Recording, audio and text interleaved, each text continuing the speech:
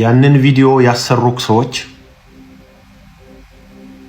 ወይ ልም ያሉ ደደቦች ናቸው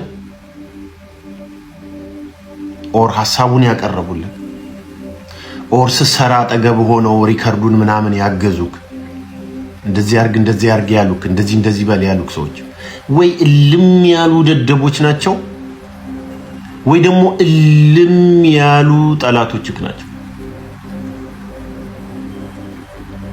ያ ቪዲዮ ዲዛስተር ነው ስለ እኔ አሁን እስካሁን ድረስ እኔ ምንም ያያስኩት አቋም የለም የወሰንኩት አቋም የራሴ አሰምሽን አለኝ አሰምሽኔን መጣበታለሁ ወይ ያንን አሰምሽን የሚያፋልስልኝ ኦር ትክክል የሚያደርግልኝ ነገር ፍለጋ ላይ ያለው ሰው ነኝ እንደ አንድ ግለሰብ።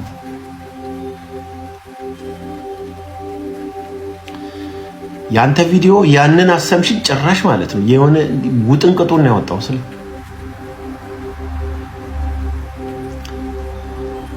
አንደኛ ያው ህዝብ ፊት ስለመጣ ነው ባይዘው ያው ለኛው ስለመጣ ነው አይደል? ያው ሰው አሁን አስተያየት እየሰጠ ያለው የሰውን ልብ ለመግዛት ባረከው ጥረት ውስጥ ነው። ገዝቶላል አልገዛልህም በሚል እኔ ጋር በፍጹም አልገዛም። በሁለት ምክንያት አንደኛው ይዘው የመጣው ስቶሪ ላይክ እንዴት አካባቢ ያሉ ሰዎች እንዴት ምንም አይመክሩ ምናምን ምልበት ምክንያት ይዘው የመጣው ስቶሪ። ሁለተኛው ይወለ ታዋቂ ሰዎች ከዚህ በኋላም እንደዚህ አይነት ፐብሊክ ሪሌሽን ዲዛስተር ሲገጥም መግጠሙ ስለማይቀር ማለት በላይፍ ውስጥ ሲኖር ላይፍ ሃፕን ስለሚያደርግ the way you handle it በጣም መጠንቀቅ አለባችሁ። because ሰው አያይም የምትሉት ነገር ሰው እሱን ብቻ አይቶ ቁጭ ይላል። እንደዚህ አይነት ቪዲዮዎች ሲሰሩ የምትሰጠው ስቶሪ አለ፣ የቦዲ ጉዳይ አለ፣ ቦዲ ፊዚካል ጀስቸር ሰው ሁሉንም ያለ ለምሳሌ የሐዘን ኮፍያ እንደዚህ ነው የሚደረገው።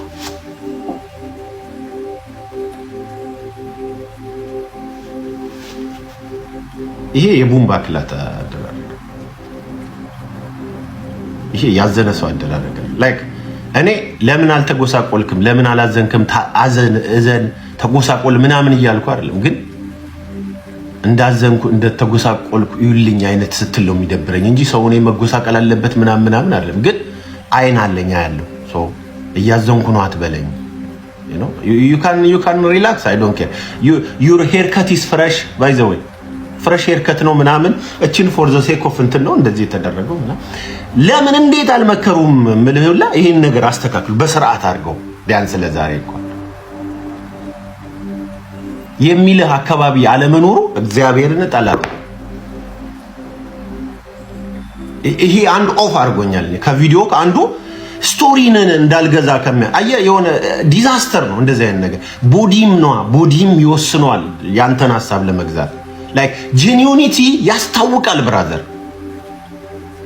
በኮሙኒኬሽን ራሱ ስንማር 25% የሚለውን ስማ አይደል 25 65 25 75 ብቻ ኦር 30 70 70 30 25 75 25 ኦር 30% የሚለውን የሚያወራውን ስማው። ሌላው ፓርት ግን ቦዲ ላንጉጅ ነው የሆነው። ምርመራ ላይም ብገባ ኢንቨስቲጌሽን ብገባ ፖሊስ ብገባ ምናምን ቦዲ ሁኔታ ጀስቸር ስሜትን ይገልጻል ከሚናገሩት ቃላት በላይ ማለት so for me coming like this and how sad you are, oh my god, okay አይወዱም አካባቢ ያለው እኔ አንተ አውቀህም ከልብህም ኦር እንደዚህ ብለህም ሁም ብለህም ምናምን አርገዋል እያልኩ አይደለም። እኔ ያነበብኩትን ነው የምነግርህ። ሰው እንዲህ ሊያነብ ይችላል ብሎ ሊነግር ያልቻለ ሰው አለመኖሩ ግን በጣም ያሳዝነኛል። በጠላት ልትከበብ ትችላለህ ባይዘው ግራ ቀኝ ነኝ። ኦኬ ሌላው ከቦዲ ጀስቸር ውጪ የሸካው ስቶሪ እኔ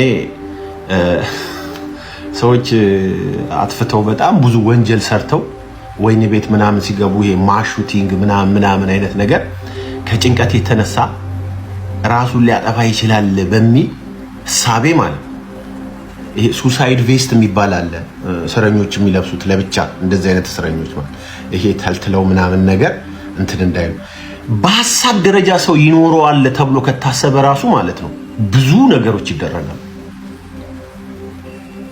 እንኳን በተግባር አጠገብክ ላርጎ ጠጥታ ከዛ በኋላ ተመልሰ ልተኛ ቀርት ላይክ እኔ አላምንም ስልም ማለት ፓወርፉል ለዝነኛ ነህ ፓወርፉል ስትሆን ዝነኛ ስትሆን ምናምን ቀንም ለሊቱም አንድ ነው ባይዘው you can call or you can drive and take her no matter what time it is man you can take her to the ምናምን እሱም አይሆንም ደግሞ ቀልብ እኔ አልተኛም እንቅልፍ አይወስደኝም ስል አጠገቧ ነው ቁጭ ምን እንደዚህ ተኝታ እንቅልፍ ወስዷት ራሱ እስኪነጋ ድረስ ሰው መጥቶ መፍትሄ እስኪያገኝ ድረስ እስኪነጋ መጠብቃለሁ ካልን ማለት ላርጎ ምጠጣ ሚስት ራሷን ለማጥፋት አሰበችውላ አይደለም ይው ሌሎች ጋር ለማጥፋት ሊያስብ ይችላል ቶቱ ራሱ ዲዚስ ነው የሚባለው ወይ ቶቱ ራሱ ማሰቡ በራሱ እንዴት መጣለ እንዲህ ማሰላሰሉ በራሱ ኦሬዲ እርዳታ ይፈልጋል ማሰላሰሉ እንኳን ሙከራው ማለት እንኳን ሙከራው ከዛ ተመልሶ ወደ ሩም ተኛውኝ ምናምን ከዛ በራ ምናምን እንትናለች ይስፋለችና ወደቀች ምናምን the story is fucked up and then ወንድሞ የለቀቀውን ደሞ ቪዲዮ ደሞ ስታየው እንደ አንድ ከውጭ ሆኖ ኤክስተርናል ሆኖ እንደሚያየው ሰው you are a total maniac man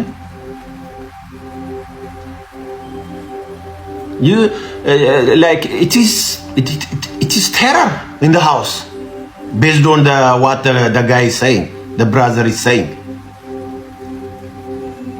እርዳታም የሚያስፈልግ ከሆነ እርዳታ ያስፈልገኝ ነበር ብለ በሜንታል ሄልዝ አካባቢ ምናምን ባለው ጉዳይ ነገሩ እንደውም እንዲታየለ ቢደረግ ትንሽ ቀለል የሚል ይመስለኛል because I think you need help yourself economy from scientific perspective ራሱ full of terror እኮ ነው ልጁ የሚያወራው ይሄ ሁሉ ባለበት ውስጥ አንድ ሴት ሞተች ሲባል ሰው ባያምን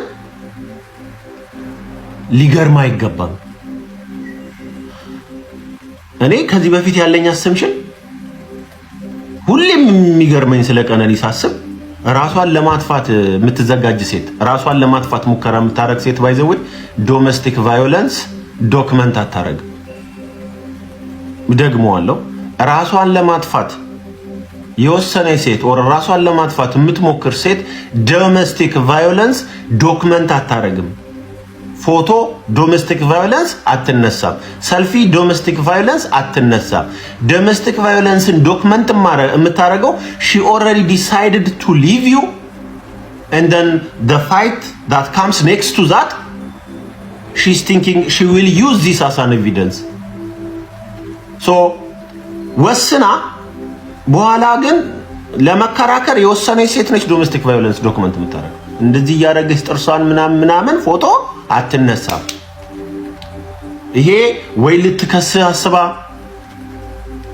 ለዶክመንት ይሆነኛል ብለ ያሰበች በቃ ልጅቷ ካንተ ትዳር ውጪ ህይወቷን ማየት ጀምራለች already that's why she was collecting all those evidence እኔ ማየው እንደዛ ነው ይሄንን ስተትነ ለመባል ችግር የለብኝም ተሳስተሃል እኮ ለመባል ችግር የለብኝም የኔ አሁን ያለኝ አንተ በመታመጣው ስቶሪ ይሄንን ላወጣው ይችላል ልጥለው ይችላል አንተ ያመጣ ያለው ስቶሪ ግን including your body gesture ምናምን ግን እምጥለው ነገር እንዲኖረኝ እያስቻለ አይደለም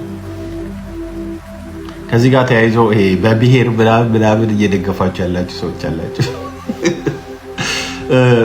አንድ ምሳሌ ላንሳና እዚህ ጋር ትናንትና የቬኔዙዌላ ፕሬዚዳንት ትራምፕ ገብቶ ጆሮውን አውጥቶ ከቤተ መንግስቱ ዛሬ አሜሪካ ኒውዮርክ ላይ ወይን ቤት ከቶታል ይሄ ፕሬዚዳንት በሀገሩ ላይ ተሰብስቦ ንግግር ሲያደርግ መንገዱ ሁሉ የተዘጋ ነው ስለበላ ብቻ የሚደግፈው ሰው ነበር ከርሱም ብቻ ብሎ የሚደግፈው ከርሱም ብቻ ብሎ ሲያወራ የሚያጨበጭብለን ነፍሰው ነበር የሌላ ሀገር መንግስት ቤተ መንግስት መጥቶ ጆሮውን ይዞት ሲወጣ ትንፍሽ ያለ ሰው ሆዳም ደጋፊ ደገፈኝ ብላችሁ ተስፋ እንዳታረጉ ችግር ሲመጣ ፍንክቻ ይላል ሌላው ደግሞ መጥቶ ሲያበላው ለሱም ደግሞ ያጨበጭባል የብሔርተኛ ማይንድ ሴት ነው አይደል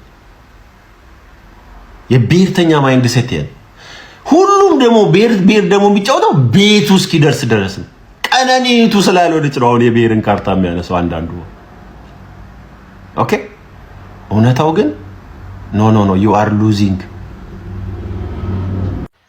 መላው የኦሮሞ ህዝብ መላው የኢትዮጵያ ህዝብ እንድታቁልኝ የምፈልገው እንደ ቀነኒ ቤተሰብ እኛ ከአባገዳዎቹ ጋር ያልተስማማንበት ቦታ የአባገዳን ስርዓት የገዳን ስርዓት አለመቀበል ሳይሆን አለማክበር ሳይሆን የቀነኒ ጉዳት በግልጽ ሊጣራ ይገባል ከሚል አኳያ ነው። ፊቷን እንደዚያ ያደረገው የደረሰባት ጉዳት መጠንና ጥልቀት መታወቅ አለበት።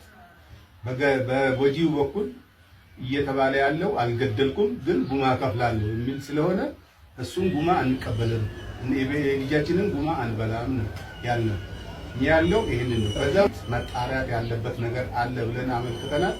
አጣሪቼ መልሳለሁ ነው ያሉ። መጨረሻ ላይ ግን ያሉት አባገዳው ወደ መሐላ ነው የሚሄደው። ከመሐላ በኋላ ነው ያሉት። እኛ ያንን መሐላ አልተቀበለም እንደቤተሰብ። ይሄን እንድታውቁን እንፈልጋለን። በመጨረሻ ማለት የሚፈልገው መላው ውጪም ያላችሁ ውስጥም ያላችሁ ለቀነኒ ፍትህ ሲጠብቁ የነበሩ ኢትዮጵያውያን በሙሉ ከልብ የመነጨ ምስጋናችን እናቀርባለን። ከዚህ በፊት ከእህታችን ከቀነኒ ጋር አሟሟት ጋር በተያያዘ ፍትህ ጠይቀን ነበረ። ፍትህ እየጠበቅን በነበረበት ሁኔታ ውስጥ አባቷ ጭራሽ በእንደዚህ ባዘነ ልቦ ነው ሲናገሩ መስማት በጣም ያሳዝናል። ማለትም ፍትህን እየፈለጉ በነበረበት ሰዓት ጭራሽ ራሳቸው የጥፋተኝነት አይነት ስሜት እየተሰማቸው ራሳቸውን ለመከላከል ሲሞክሩ ማየት ያሳዝናል። እኚህ አባት ልጃቸውን ውድ ልጃቸውን ያጡት፣ ከዛ በላይ ደግሞ ፍትህ በሚጠይቁበት ሰዓት ላይ ልክ ስርዓት እንዳፈረሱ ተደርጎ መነገር የለበትም። ናሬሽኑ በእንደዚህ አይነት ሁኔታ መተረክ የለበትም። እሳቸው ትክክል ናቸው። የልጃቸውን እውነተኛ አሟሟት ማወቅ ይኖርባቸዋል። ጣት ወደ ማንም ባንቀስርም ትክክለኛ ፍትህ ማግኘት ግን ይኖርባቸዋል። እኚህ አባት ውድ ልጃቸውን አጥተው እንደገና ደግሞ ተወቃሽ ሊሆኑ አይገባም ማለት ነው። ከኚህ አባት ጎን ልንቆም ይገባል። ማንም ዝነኛ ይሁን ለምን ጠቅላይ ሚኒስትር አይሆንም? ህግ ከጣሰ የዶሮ ደም አይደለም ያጠፋው፣ ወይም የሆነ እንስሳ አይደለም እንትን ያለው፣ የሰው ክብር ነው፣ የሰው ህይወት ነው ያጠፋው። ስለዚህ ከኚህ አባት ጎን ልንቆም ይገባል። ወንድሟ ምን ያህል ልቡ ተሰብሮ ሲናገር የተመለከተ ያየ ሰው ነግበኔ ሊል ይገባል። ስለዚህ እኚህ አባት የገዳን ስርዓት የመናቅ አይደለም ወይንም ደግሞ ያለ መቀበል አይደለም። የልጄን እውነተኛ አሟሟት ማወቅ አለብኝ አሉ። የልጄን ደም አልበላም፣ ካሳ አልበላም አሉ። ትክክል ናቸው። ከሳቸው ጎን ነው የምንሆነው እኛ። ከሌ ገድሏል ከሌ አልገደለም፣ እሱን ህግ ያጣራው። ነገር ግን እስከ መጨረሻ ድረስ የአሟሟቷ ሁኔታ በግልጽ ሳይድበሰበስ መታወቅ በህግ አለበት የሚል አቋም አለኝ። ስለዚህ እኚህን አባት ልናበረታታቸው ከጎናቸውም ልንቆም ይገባል። ለቀነኒ አባት ይሄ ቪዲዮ ይደርሳል ብዬ ተስፋ አደርጋለሁ። ይህን ቪዲዮ የምሰራው ለሳቸው ቀጥታ እሳቸውን አድሬስ ለማድረግ ባለፈው የሰሩትን ቪዲዮ አይተነዋል። ለኢትዮጵያ ህዝብ ብለው ልከውልናል። አይተናል። ለኢትዮጵያ ህዝቦች እዛ ቪዲዮ ላይ እኔን በግለሰብ ደረጃ የነካኝ አንድ ነጥብ አለ። ምን ብለዋል? እኔ አባገዳን ሳላከብር ስለቀረው አይደለም፣ እኔ ባህል ስለማላከብር አይደለም፣ አባቶችንም ንቄ አይደለም የሚል ነጥብ አንስተዋል። እሱ ላይ ስጠረጥር እንደዚህ ተብለዋል። የመረጡት መንገድ እርሶ እየመረጡት ያለው መንገድ እርሶ ሀቆትን ለማግኘት እየመረጡት ያለው መንገድን ተያይዞ አንተ ንቀት ነው እንዴ ምናምን ተብለዋል ብዬ ጠረጥራለሁ። ይሄንን ቪዲዮ ልሰራበት የቻልኩት ምክንያት ብቸኛው ነጥብ ይሄ ነው። የኔ ነጥብ ምንድነው? ቢሆንስ እርሶ የመጡትን የሽማግሌዎች ጥያቄ እንኳን አለመቀበል ቀርቶ ዛሬ ጠላት ነው ከሚባሉ ሀገራት ጋር ራሱ ቢሰለፉ ይፈረድቦታል። እርሶ እኮ የልጆትን ሀዘን እንደ አባት ብቻ አይደለም እየኖሩት ያለው እርሶ የልጆትን ሐዘን እኮ እንደ ወንድ ልጅ እኮ ነው እየኖሩት ያለው። ወንድ ልጅ ሆነክ አሳድገክ ለወግ ማዕረግ አብቅተክ እንካ ልጄን ብለህ ሰተክ ሌላ ወንድ ደሟን ሲያፈስ ሌላ ወንድ ደረቷ ላይ ቆሞ ሲያስጨንቃት ሌላ ወንድ ሲኦል የሆነ ህይወት ሲሰጣት እንደ አባት ብቻ አይደለም እንደ ወንድ ልጅ እኮ ልጄን አልደረስኩባትም የሚል ህመም እኮ ዝም ብዬ ሳስበው ለዚህ ነገር ተጠያቂ ናቸው ከሚሏቸው ሰዎች በላይ ራሶቱን እየወቀሱ ያሉ ኖት ብዬ ነው ማስበው። ሐዘኑ እንደዛ ስለሆነ አልደረስኩላትም ለልጄ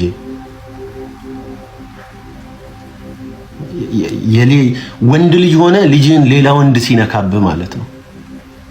that's painful።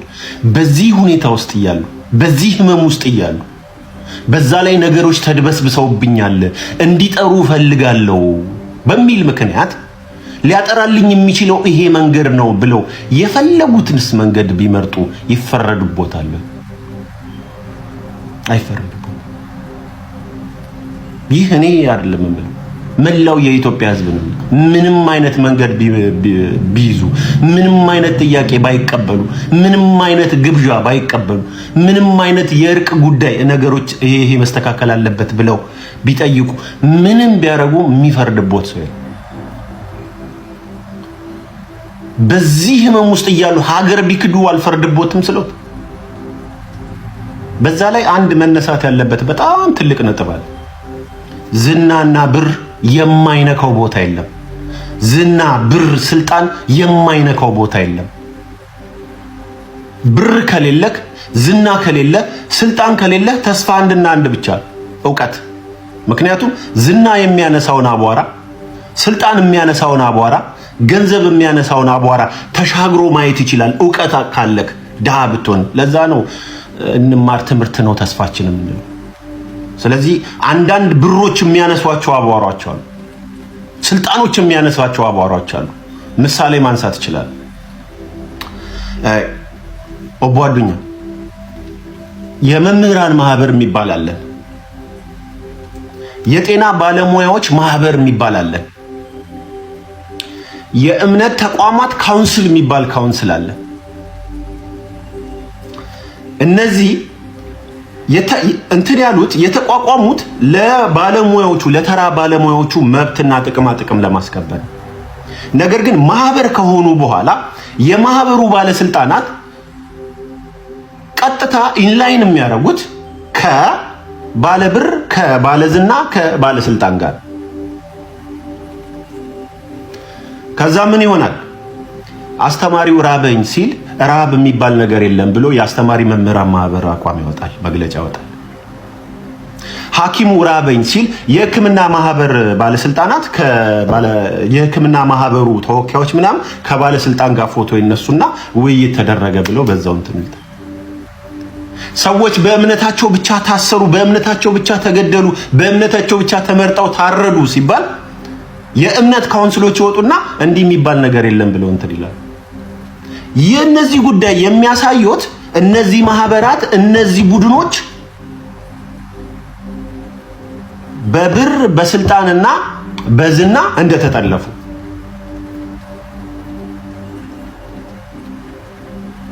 ይህንን መጠርጠር እንደዚህ ሊሆን ይችላል ብሎ መጠርጠር ማለት ያን ያክል ስርዓታችንን ካርክ ማለት ነው፣ ስርዓታችንን እንትን አላልክም ማለት ነው ምናምን ሊባል አይችልም። እኔ የማየው በዚህ መልኩ ነው። ቢሆንስ ደግሞ አላከብርምስ ቢሉ ደግሞ አልፈርድቦትም። የኢትዮጵያ ሕዝብ አይፈርድቦትም፣ ማንም አይፈርድቦትም። ይህን ስል አንድ ነጥብ በጣም ክሊር ማድረግ እፈልጋለሁ። እከሌ አጥፍቷል፣ እከሌ ወንጀለኛ ነው፣ እሱ በምርመራ ውስጥ ይጣራ እያልኩኝም አይደለም። እሰሩት እሱ ነው ያደረገው እያልኩም አይደለም። አትሰሩት እሱ አላረገም እያልኩምም አይደለም። አልጠራም። ይሄ ጉዳይ ብዙ ነገሮች አሉ፣ እንዲህ የሚያስብሉ ነገሮች አሉ። በህግ መልኩ እንደዚህ ይዘነዋል። ብዙ ያልገቡኝ ነገሮች አሉ። ሊያጠራልኝ የሚችል ሊገባኝ የሚረዳኝ መንገድ ይሄ ነው ብለው ምንም መንገድ ቢመርጡ ግን ስለማያከብሩ ነው ተብለው በአማርኛ ስሙ ምን እንደሆነ አላውቅም። ጋዝ ላይት የሚባል ቃል አለ። ምን ይሉሎታል? አንድ ሰው ይመጣና ሞራሎትን ከነካ በኋላ ገራሚ ክፉ ቃል ከተናገሩት በኋላ ከሱ ቃል ጋር ከሱ ንግግር ጋር ተያይዞ ሲቆጡ ምን ይላል? የተናገረውን ነገር ሳያሳስበው ምን ይላል? አይ እኔ የተናገርኩት በዛ ደረጃ ሳይሆን አንተ በቀላሉ የምትከፋ ሰው ስለሆንክ ነው ይላል። ከፍታፍነቱ ሳይሆን የሚታየው የእርሶ በሱ ንግግር መናደድ ነው የሚታየው። ጋዝ ላይቲንግ ይባላል። ይሄ ከባድ የሳይኮሎጂ ማኒፑሌሽን። አላከብሩም ቢባሉ ማኒፑሌሽን ሊሆን ይችላል። ንቀት ነው ወይ ቢባሉ ሊሎትም ይችላሉ። ማኒፑሌሽን ሊሆን ይችላል። ጋዝ ላይት ሊሆን ይችላል። ከአቧራ ዝና፣ ብር፣ ስልጣን፣ እውቅና ካነሳው አቧራ አሻግረን የምናየው የኢትዮጵያ ሕዝቦች ግን ምንም መንገድ ቢመርጡ ሐዘን ላይ እስከዛሬ ሐዘኖት እንዳልወጣ አይኖት ላይ የሚያስታውቃል። ሊወጣም አይችልም። እንደ አባት ነው የሚያዝኑት፣ እንደ ወንድ ልጅ ነው የሚያዝኑት። ወንድ አባት ሆነክ ወንድ ልጅ በሰው ሲገደልና ወንድ ልጅ በሰው ሲበደልና ወንድ ልጅ በሰው ሲደበደብና ሴት ልጅ በሰው ስትደበደብ እንደ ወንድ ስሜቱ በጣም ይለያያል። እንደዛ አይነት ሐዘን ውስጥ ነው ያሉት። ምንም መንገድ ቢመርጡ ምንም አይነት መልኩ ቢከራከሩ በርሶ የሚፈርድ ንቀት ነው ወይ ባህል ትተው ነው ወይ ሽማግሌ ንቀው ነው ወይ ቢባሉ ሁሉ እንኳን ከዛ ቀርቶ ከኤርትራ ጋር ቢሰለፉ ከሶማሊያ ጋር ቢሰለፉ የሚፈርድቦት ሰው የለም። ዊ አንደርስታንድ። ህመሞትን እናውቃለን። ህመሞትን ይሰማናል። ስብራቶት ይሰማናል። ስለዚህ ማንም ሰው መጥቶ አንተ ንቀት ነው እንዴ ቢሎት ራሱ እሳይ እንደ ንቀትም ካየው በሉልኝ። የልጄን ጭቡ ለማጥራት የማረገው ሙከራን እንደ ንቀት ካያስከው ቻው በሉልኝ። የልጄን ጭቡ ለማውጣት ሐዘኔን ፍትሄን ለማግኘት የምመርጠው መንገድ የሀገር ሽማግሌዎችን መናቅ ነው ብለህ ካየኸው ደህና ደርህ በሉልኝ። ደህና ደርህ በሉልኝ። እንኳን ይሄን ቀርቶ ሌላም ባረግ የሚረዳኝ ብዙ ሰው አለ በሉልኝ። አልናቁም፣ ክብር እንትን አላሉም። የሀገር ሽማግሌ አልናቁም። ምንም አይነት ስርዓት አልናቁም። እኛ የምናየው የልጁን ፍትህ ለመፈለግ ቀን ከሌሊት የሚጥር አባትና አባት ብቻ። ሽማግሌ የሚንቅ የሀገር ባህል የሚንቅ ስርዓትን የማያከብር ሰው አናይም። እሱን አይደለም እያየን ያለን። እሱን ያየ ከሆነ በገንዘብ በእውቅናና በስልጣን አቧራ አይኑ የተጨፈነ ይሄው ነው።